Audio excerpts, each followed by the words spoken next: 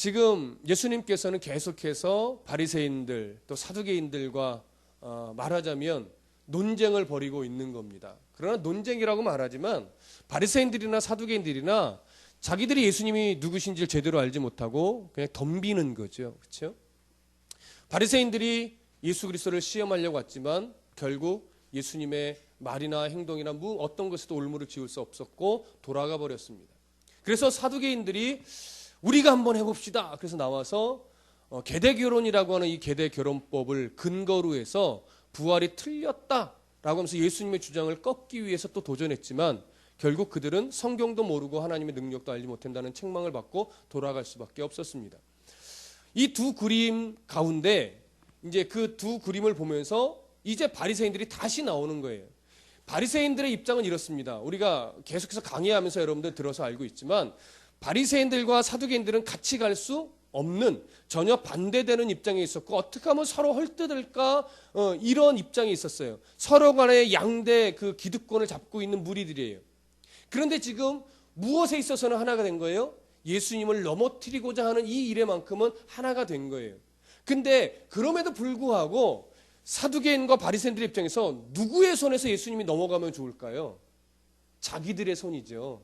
바리새인들의 입장에서는 이왕이면 사두개인들의 손에 예수님이 넘어지지 않기를 사실은 바래요. 자기들 손에 넘어지고 자기들이 올무짓기를 원한 거예요. 근데 자기들이 안 되니까 그러면 사두개인들이 이제 그래 알았어 우리가 해볼게 하고 나온 거죠. 근데 사두개인들도 예수님을 넘어뜨리지 못했어요. 그러니까 안타까우면서도 뭐가 있어요? 그 안에는 고소함이 있는 거예요. 우리도 못했는데 니들이라고.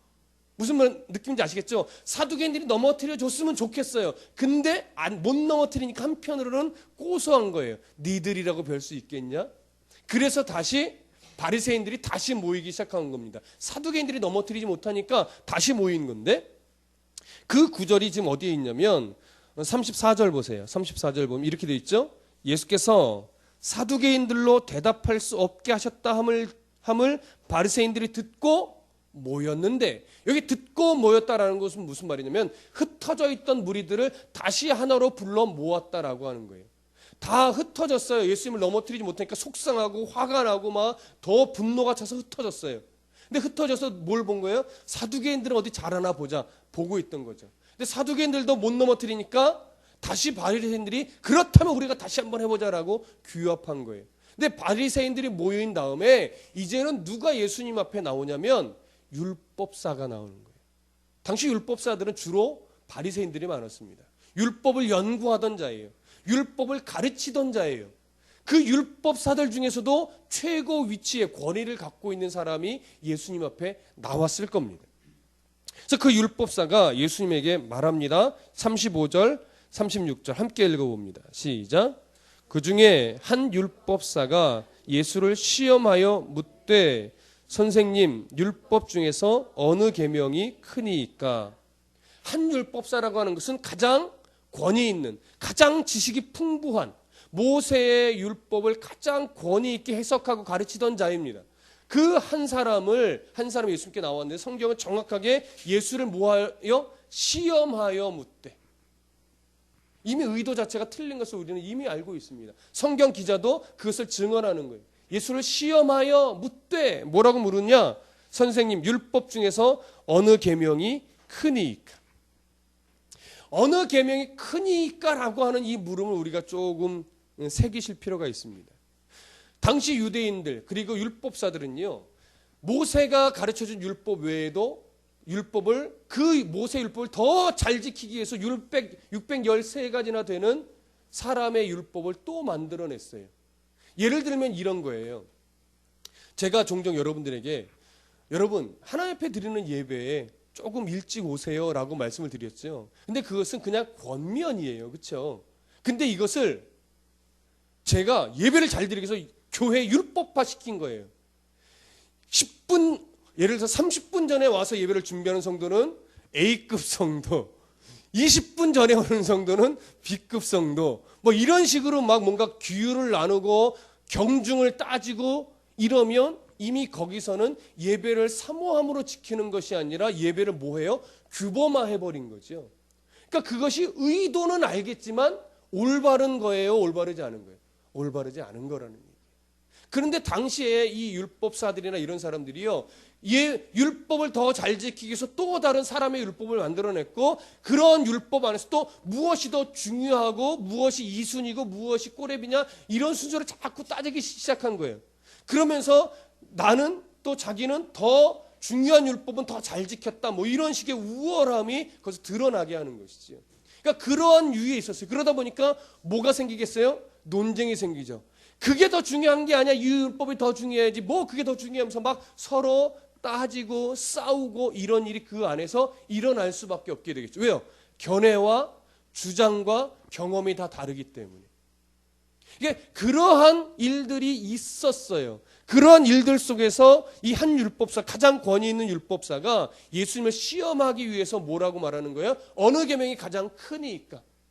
잘못하면 그게 뭐 크냐고, 이게 더 중요하지 하면서 뭔가요? 뭐가 붙어요? 싸움이 붙고, 그러면서 잘하면 예수님을 넘어뜨릴 수 있는 빌미가 되니까. 오늘날로 저도 물어볼 수 있어요, 여러분. 예배에 안 빠지는 게 중요합니까? 헌금 많이 내는 게 중요합니까? 전도 많이 하는 게 중요합니까? 그렇죠? 그럼 여러분들은 문득 생각하는, 제가 진지하게 물어보면 어느 게 더 중요한 거지? 이럴 수 있는 거예요, 그렇죠? 그러면 여러분들은 이제 그러면서 이게 한 번, 두 번 가면서 저의 어떤 논리에 빠지게 되는 것이죠. 지금 그런 식의 지금 질문을 이 바리새인들이 하고 있는 거예요. 근데 예수님이 뭐라고 말합니까? 37절 함께 읽어봅니다. 시작. 예수께서 이르시되 내 마음을 다하고 목숨을 다하고 뜻을 다하여 주 너의 하나님을 사랑하라 하셨으니 이것이 크고 첫째 되는 계명이요. 자, 이 말씀은요, 신명기 6장 5절의 말씀을 인용한 것입니다. 근데 이 신명기 6장 5절에 내 마음을 다하고 목숨을 다하고 뜻을 다해 주 너의 하나님을 사랑하라 이렇게 말씀하셨는데, 이렇게 말한 근거를 신명기 6장 4절에도 말하고 있어요. 신명기 6장 4절 한번 여러분 찾아보실까요? 구약성경 신명기, 민수기 신명기 6장, 신명기 6장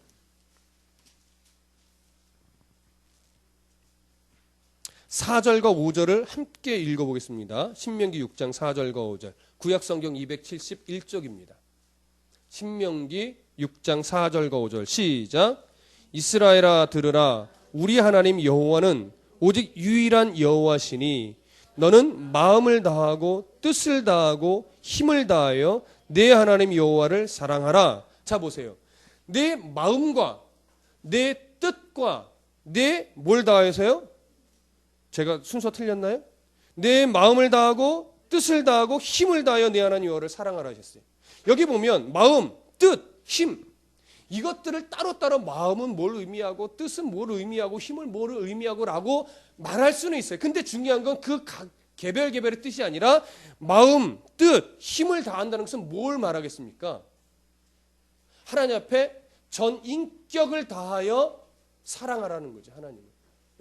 거기에 어떤 가식이 있거나 어떤 의도가 있거나 꿍꿍이를 가지고 하나님을 사랑하는 것이 아니라 전 인격적으로 정말 순전하게 그 하나님만을 사랑하라는 거예요. 근데 왜 여기서 이 하나님만을 사랑하라고 말하느냐? 신명기 6장 4절에서 이렇게 말해요. 우리 하나님 여호와는 오직 유일한 여호와시기 때문에. 여러분, 이게 가장 중요합니다. 우리 여호와 하나님은 다른 신들 중에 위대한 신이에요? 오직 유일한 신이에요? 유일한 신이기 때문에 그래요. 당시나 오늘날도 마찬가지지만 세상 사람들이나 이 종교 다원주의적인 사상에 있는 그런 견해를 갖고 있는 사람들은 부처도 옳다, 왜 니들만 옳다고 하느냐, 마호메트도 옳다, 알라도 옳다, 결국은 선하게 살자는 거 아니냐, 결국은 착하게 살자는 거 아니냐. 그러니까 따지고 올라가다 보면 그 신들이 결국은 한 하나님이지 이름만 달리 부르는 거 아니겠느냐? 이렇게 나가는 거예요. 그렇습니까? 교회들 중에서도요, 종교 다원주의적인 견해를 갖고 있는 교회나 목회자들도 있습니다. 그러나 성경은 뭐라고 말해요? 유일하신 하나님이란 말이에요. 부처도 있고 알라도 있고 마호메트도 있는데 그 중에 가장 센 신이 하나님이 아니라 세상이 말하는 뭐 알라나 부처나 이런 신들은 사람이 만들어내고 사람의 이름을 지어준 거지, 태초부터 만물을 창조하신 신은 아니다라고 하는 거예요. 그러니까 그들이 신이에요? 아니죠. 사람이 신처럼 그냥 숭배할 뿐이지 신이 아니란 말이에요. 만물을 창조하시고 인간의 생사화복을 주관하고 천국과 지옥의 주권자 되시는 분은 오직 누구? 하나님의 한 분밖에 없다라고 하는 거예요. 그러니까 하나님만을 사랑하고 마음과 뜻과 힘을 다해 하나님을 그래서 사랑하라고 하는 거예요. 그러나 이 당시만 봐도 이때에는 다신 사상이에요. 애굽도 마찬가지고 대부분의 그 이방 땅이 다 다신 사상이에요. 그러니까 많은 신을 섬길수록 좋은 거예요. 내게 유익한 거예요. 그래서 풍요를 주는 신, 다산을 주는 신, 건강을 주는 신 다 달라요. 그러니까 그런 신들을 비싼 우상을 사서 많이 섬길수록 부유한 거고 신이 복을 준다고 생각하죠. 그러니까 어떻게 하면 센 신을 섬길까? 어떻게 하면 능력이 많은 신을 섬길까? 이렇게 되는 거예요. 근데 그 중에 하나를 누구라고 지금 생각해요? 여호와 하나님이라고 생각하는 거예요. 그래서 이방의 나라들이 하나님에 대한 소식을 듣고 놀랬다, 두려워 떤다라고 하는 개념은 뭐냐면요, 그가 유일하신 하나님이다라고 해서 무서워하는 것이 아니라 우리가 섬기는 신보다 더 센 신이 온다라고 생각한 거예요. 그러니까 여호와에 대한 소식을 듣고 어디가 놀라서 가나안 땅이 놀랐었잖아요. 여리고 성 사람들이 놀랐었잖아요. 라헬이 고백하잖아요. 이미 우리 백성들은 두려워 떨고 있다. 가나안에 온 지역이 두려워 떨고 있다. 그것을 출애굽하여 가나안에 들어갈 때 여호수아를 통해서 다 들었음에도 불구하고 사사 시대 때 이스라엘 백성들은 누구에 눌렸어요? 이방 신들에게 눌렸죠. 그래서 하나님을 안 섬기고 자꾸 누구를 섬기려고 그래요? 이방 신들을 섬기려고 그래요. 여기서 어리석음이 나타나는 거예요, 여러분. 유일하신 하나님인데, 유일하신 창조주 하나님 여호와 하나님 한 분밖에 없는데 그 하나님만 바라보는 것이 아니라 이방 신들이 섬기는 화려해 보이고 좋아 보이는 그 신 쪽으로 자꾸 마음을 주고 생각을 주더라 이거죠. 그게 틀렸다라고 하는 거예요. 그래서 오늘 신명기에서도 우리 하나님 여호와는 오직 유일한 여호와시니 너는 마음을 다하고 뜻을 다하고 힘을 다하여 네 하나님 여호와를 사랑하라. 이렇게 말씀하고 있는 거예요. 유일하신 하나님이기 때문에. 여러분, 그렇기 때문에요, 여러분요. 우리가 하나님을 섬기는 그 중심이 뭘 얻기 위해서, 뭘 받기 위해서, 뭔가 이루어지기 위해서, 뭔가 성취하기 위해서 믿는다면 그건 틀린 거라는 거예요. 우리 하나님은 그 정도 수준의 하나님이 아니라는 거예요. 하늘에 나는 새도 입히시고 들에 피는 꽃도 먹이시는 하나님이에요. 하물며 너희일까 보냐. 그게 마태복음의 산상수훈에 나타난 아주 중요한 메시지잖아요. 하물며 너희일까 보냐 이거예요. 하물며 너희를 그냥 버려두겠냐 이거예요. 하늘에 나는 새도 먹이시는데 입히시고 들에 피는 들풀도 먹이고 입히시는데 솔로몬의 영광으로도 이 꽃만 못하는 영광인데 너희를 내가 가만두겠냐라고 하는 거죠. 너희를 강하게 만들고 너희를 온전하게 세우고 너희를 내 백성답게 내가 만들어가지 너희를 그냥 죽으려면 죽어라라고 버려두지 않는다라고 하는 거예요. 왜 그 하나님을 바라보지 못하느냐? 왜 그 하나님을 정말 진심을 다해 온 마음을 다해 어떤 꿍꿍이 없이 그 하나님을 바라보거나 섬기지 왜 못하느냐? 그걸 성경이 지금 말하고 있는 거예요. 다시 오늘 본문으로 돌아와서 그렇게 꿍꿍이를 가지고 예수님을 시험하여 묻는 율법사에게 첫째 되는 큰 계명을 네 마음을 다하고 목숨을 다하고 뜻을 다하여 너의 전 인격을 다하여 주 너의 하나님을 사랑하라 이렇게 말하는 거지. 근데 당시 율법사나 바리새인들은 이 율법을 지키는 것에 있어서 하나님을 섬기는 것이 율법을 지키는 거잖아요. 근데 이 율법을 뭘 갖고 지켰죠? 꿍꿍이를 가지고 지켰어요. 그 꿍꿍이가 뭐예요? 내가 하나님을 얼마나 잘 섬기는 사람인 줄 알아? 내가 율법을 얼마나 잘 지키는 사람인 줄 알아? 그러면서 사람에게 보이려고 뭘 드러내요? 자기 의를 드러내는 거지. 이게 바로 사람에게 보이려고 하는 의라고 하는 겁니다. 그런 율법사들마저도 그 율법을 그런 식으로 지켰어요. 그러니까 율법을 지키되 이 율법사들, 당시 바리새인들, 당시 서기관들 이런 사람들은 율법을 무엇으로 지키는 거예요? 규범으로 지키는 거예요. 하나의 규칙으로서 지키는 거예요. 근데 하나님이 원하시는 것은 규칙으로 지키는 것이 아니라 무엇으로 지키기를 원해요? 정신으로서. 하나님이 주신 어떤 삶의 정신으로서 지키기를 원하는 거예요. 근데 그 정신은 다 놓쳐버리고 뭐만 지키는 거예요? 규범으로서의 율법만 지키는 거예요. 오늘 저와 여러분들이 하나님을 예배하고 있습니다. 근데 여러분들의 마음이 그냥 주일이니까 빠지면 좀 찝찝하니까 그래서 드리는 걸 수도 있어요. 그러나 하나님이 원하시는 것은 주일이고 안 드리면 좀 찝찝하니까 드리는 예배가 아니라 이 예배를 안 빠지면 그래도 하나님이 날 좀 지켜주겠지라고 하는 이런 차원의 예배가 아니라 하나님을 사랑하기 때문에 내가 마음을 다하여 드리는 그런 예배가 되기를 하나님은 원하시는 거예요. 율법사들이 안 그랬다고요. 당시 유대인들이 안 그랬다고요. 당시 예루살렘 성전에서 드려지는 거의 모든 예배가 그런 예배가 아니었고 규범으로서 드려야만 하니까 안 드리면 안 되니까 온 민족이 다 지키니까 우리 가족이 다 지키는 게 나만 빠질 수 없으니까 이런 식의 예배는 아니라라고 하는 거죠. 그래서 여러분 예수님이 두 번째 계명을 주시는데요. 자 39절 함께 읽어봅니다. 시작. 둘째도 그와 같으니 네 이웃을 내 자신같이 사랑하라 하셨으니. 자, 이 39절의 두 번째 계명은 바로 레위기의 말씀을 인용한 것인데요. 네 이웃을 내 자신같이 사랑하라라고 말해요. 내 이웃을 자신같이 사랑하는 것이 두 번째 계명인데 그 계명이 39절 상반절에 보면 둘째도 그와 같으니 이렇게 말해요. 자, 여러분 절 보세요.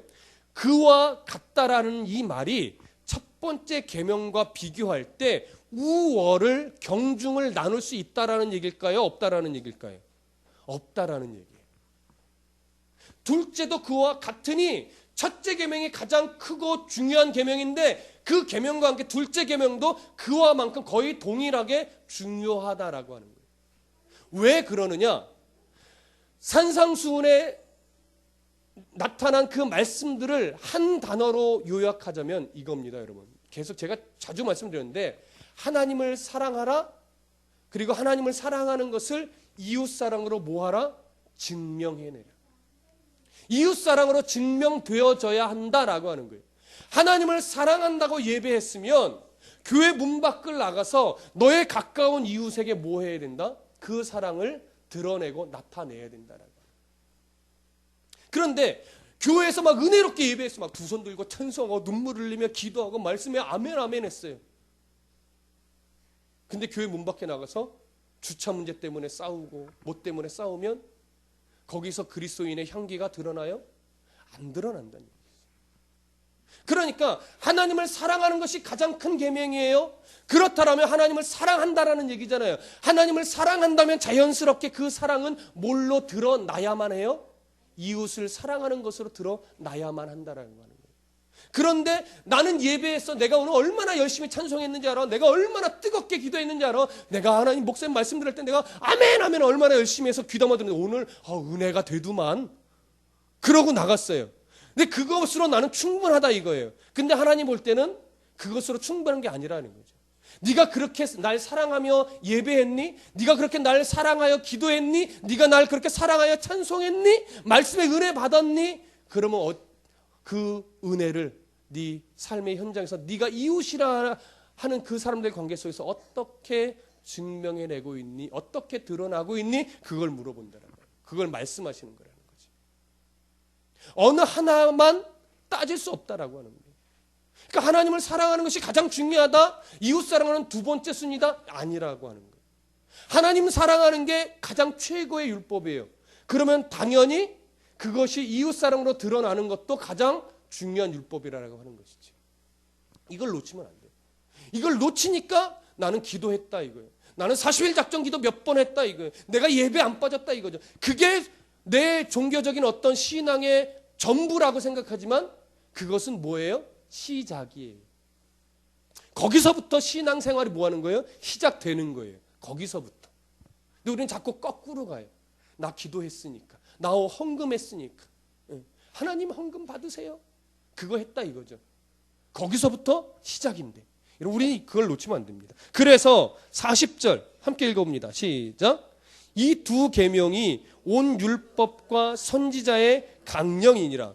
여기 온 율법과 선지자라고 하는 것은 구약의 모든 하나님의 가르침을 말하는 겁니다. 구약 성경의 모든 가르침, 모든 율법이 다 포함된 말이 표현이 바로 율법과 선지자예요.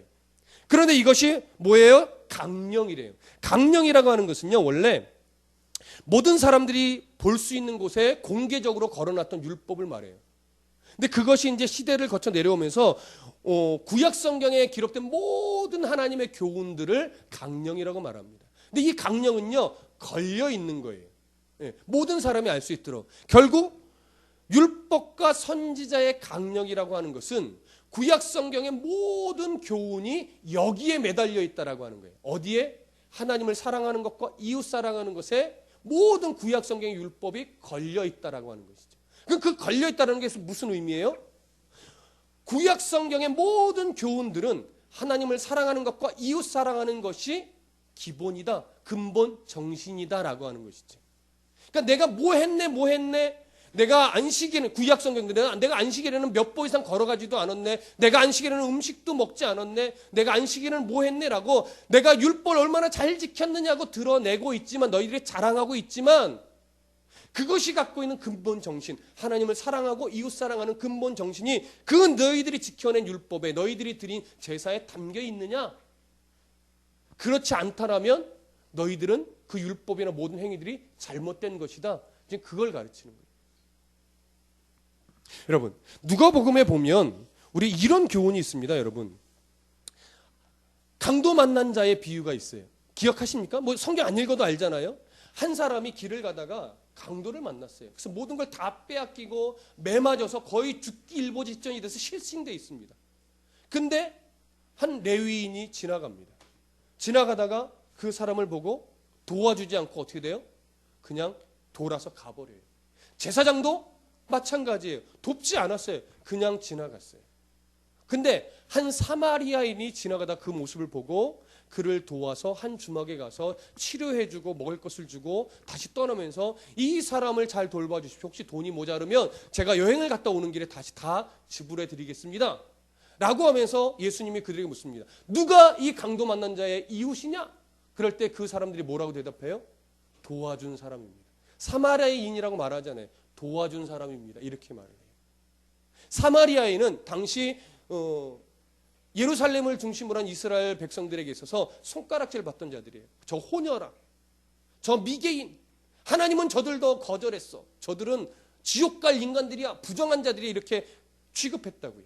근데 그 사람이 도와줬어요. 그러니까 사마리아인이 저 사람이 친구입니다라고 말은 못하고 그 사람을 도와준 사람입니다. 이렇게 말하는 것이죠.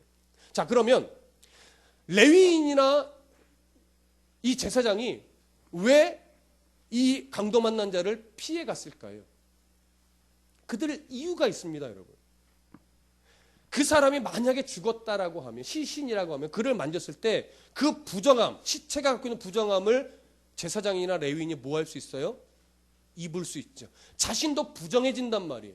그래서 율법을 지키기 위하여 강도 만난 자를 어떻게 해요? 피해 간 거예요. 율법적으로는 그 사람이 틀렸어요, 옳았어요? 규범적인 율법으로 볼 때는 그 사람이 틀린 거 아니에요. 부정을 입지 않기 위해서 간 것뿐인데. 그러나 예수님이 말씀하신 율법과 선지자의 강령이다라고 하나님 사랑과 이웃 사랑에 근거한 율법의 정신에 의해서는 옳아요, 틀려요? 틀렸죠. 규범화된 율법을 지키고자 하나님에 대한 사랑의 정신을 다 놓쳐버린 거예요. 그것을 지적하는 겁니다. 지금 예수님께 나와서 그동안 계속해서 시험하고 논쟁했던 바리새인들이든 사두개인들이든 누구든 다 뭘 놓치고 있었다라고 하는 거예요. 이 정신, 이 사랑의 정신은 다 놓쳤다라고 하는 거예요. 그래서 교회가 하나님을 예배하고 있다면, 하나님을 마음과 뜻과 힘을 다하여 예배하고 있다면 교회 안에서 다툼이 있으면 됩니까? 안 됩니까? 안 돼요. 다툴 수는 있어요. 다투는 마음이 생길 수는 있어요. 분도 생길 수 있어요. 섭섭함도 생길 수 있어요. 근데 그것을 뭘로 다스려야 돼요? 하나님을 사랑하는 마음을 가지고 긍휼히 여기는 마음으로 내 마음을 뭐예요? 다스리는 싸움이 있어야 돼요. 순간 못 이기고 싸울 수 있다니까요. 근데 교회는요, 싸우고 나면 적이 돼요, 이상하게. 세상 사람들은요, 싸우고 나면요, 술 한잔 먹고 풀어요. 무슨 말인지 아시죠? 물론 아닌 경우도 있지만 많은 부분 술 한잔 먹고 아유 미안했네, 내가 좀 과했네 하면 다 풀려요. 그럼 더 사이 좋아져요. 근데 교회는요, 술을 안 먹어서 그런지 몰라도 한 번 싸우면 그 사람 한 사람이 죽을 때까지 이걸 다스리지 않아요. 성도들도 그렇고요. 더 심한 게 누군지 아십니까? 목사와 목사가 더 심해요. 뭘 놓친 거예요? 뭘? 나는 의롭다. 나는 의로운데 죄가 못됐다 이거예요. 나는 의로운데 죄가 죄인이라서 같이 할 수 없다 이거예요. 뭐 어떻게 된 거예요? 신앙이 규범화되고 나의 의의를 드러내는 도구로만 자꾸 사용하는 거예요. 나는 의로운데 제가 죄인이니 제가 죽어야 된다 이거죠. 틀렸습니다. 여러분, 분명히 말씀드리지만 그건 교회 아니고 그건 목사 아니고 그건 성도 아닙니다. 그런데 분이 나는 건 막을 수 없어요. 섭섭한 마음이 오는 건 막을 수 없어요. 다툼이 일어날 수 있다고요. 근데 그것은 예수님도 인정했는데 정말 하나님을 사랑하여 예배하고 있는 자라면 어떤 싸움을 싸워야 되냐고요. 그 분을 하나님의 사랑으로 나도 죄인인데 라고 하면서 돌이키고 내가 먼저 회개하고 내가 먼저 이해하려는 싸움이 내 속에서 있냐 없냐라고 하는 거예요. 여러분 다퉜다가도 그리스도인은 이러지 말았어야 했는데 하나님은 얼마나 슬퍼하셨을까라고 하면서 먼저 손을 내밀 수 있어야 돼. 그러면 그건 성도 맞아요. 그러면 하나님의 사람이라고요. 근데 예배했다고 하면서도 나를 내 자존심을 상하게 하고 나의 어떤 그 기분을 나쁘게 만들면 끝까지 그 사람을 짓밟으려고 하고 음해를 해서라도 그 사람을 자꾸 소외되게 만들려고 하는 이런 사람이 그 사람의 싸움에서 뭐가 없어요? 이 싸움이 없는 거예요. 사랑을 나를 뉘우치고 하나님의 사랑으로 이웃사랑하려고 하는 그 싸움이 전혀 없는 거예요. 그 사람은 성도 아닙니다. 그런 목사는 목사 아니에요. 싹군이에요, 여러분. 그래서 여러분들이 그 싸움을 하라고 늘 말씀드리는 거예요. 목회자 저도 변질되지 않게 해달라고 기도해 주는 이유가 그래요. 제가 변질되면 목사로서 권위만 내세우고 성도를 섬기고 이웃을 섬기려고 하는 싸움을 안 한다고요. 목사는 화 안 나요? 저도 화나요. 저도 막 욕하고 싶을 때가 있어요. 성도 앞에서 욕 못하니까 집사람 앞에서 막 그 새끼가 어땠느냐고 욕하는 거예요. 하고 나서 하나님 제가 이 분이 나는데 그래도 그 사람 앞에서 이렇게 욕하면 안 되잖아요. 제 분을 다스리게 해주세요라고 뭐예요? 기도하며 싸우는 거예요. 싸우는 거예요. 저 성인 문제 아니에요. 얼굴 볼 때는 욕 한번 못할 것 같으시죠? 저희 애들한테 욕 잘해요. 이놈의 새끼들이 하면서 욕 잘해요. 근데 다스리는 거예요. 저는 다스리는 싸움을 그래도 아직은 해요. 아직은. 내가 왜 그랬지? 내가 이러면서 목사라고 이 생각 많이 한다고요. 여러분들도 그 생각하셔요. 내가 이러면서 성도라고 정말 하나님 앞에 창피하다. 너 성도 맞니? 너 집사 맞냐면 스스로를 뭐 해야 돼? 계속 채찍질 하시라고요. 이 채찍질이 없으니까 교회가 변질되고 목사가 변질되고 성도가 변질되는 거예요. 이 싸움을 좀 하셔야 돼요, 여러분. 이 율법사들은 그 싸움을 안 하고 있다고요. 그게 문제인 거예요. 그래서 여러분 기독교 정신이 뭐냐? 기독교 정신이 뭐냐라고 말할 때 기독교 정신은요. 행동하는 신앙입니다. 근데 그 행동하는 신앙이 누구 앞에서 행동하는 신앙이냐에 따라 달라지는 거예요. 사람 앞에서 행동하는 신앙이 되시면 안 돼요. 하나님 앞에서 행동하는 신앙이 되셔야 돼요. 하나님 앞에서. 그러면 때로 사람에게 인정받지 못할 수도 있고 때로는 내가 했던 행위들이 뭐 드러나지 않아서 칭찬도 못 받아요. 때로는 무시당하기도 해요.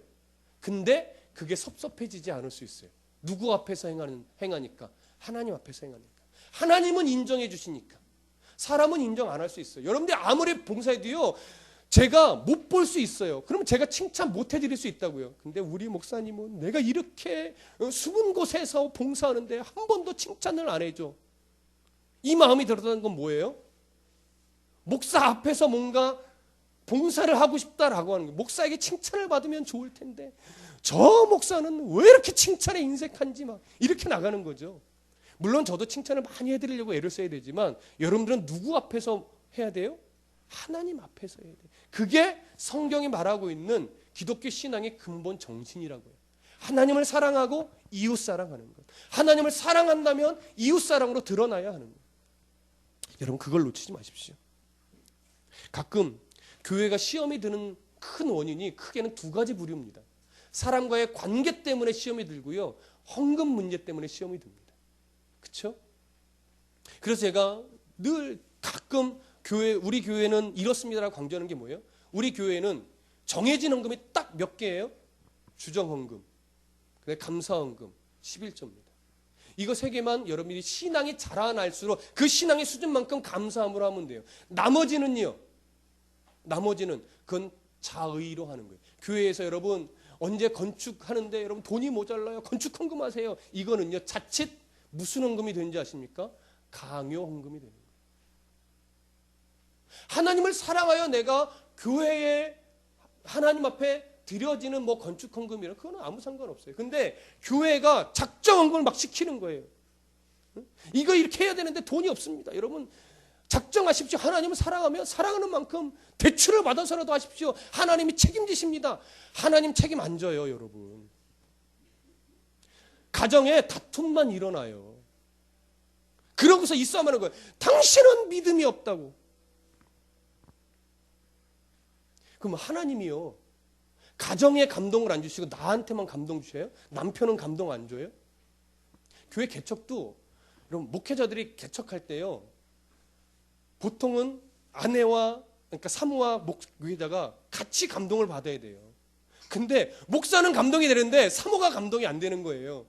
그러니까 막 개척을 하고 싶은데 당신은 왜 이렇게 믿음이 없냐고 싸우다가 그러면서 개척하다가 막 싸우고 다 그러다가 교회 문을 닫고 뭐 이런 일이 생겨요.